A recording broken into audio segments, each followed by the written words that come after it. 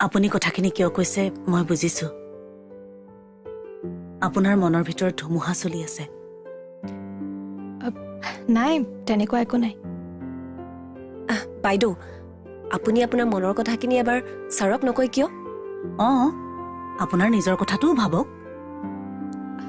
জীৱনটোত নিজৰ কথা ভাবিবলৈকে নিশিকিলো, এতিয়ানো কি ভাবিম?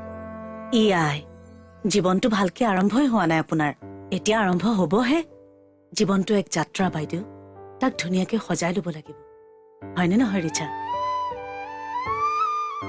হয় বাৰু, কিন্তু জীৱনৰ জাৰ্ণিত কেতিয়াবা এনেকুৱা কিছুমান খলা বমা আহি যায়, জীৱনৰ জাৰ্ণিটো তাতেই ৰৈ যায়।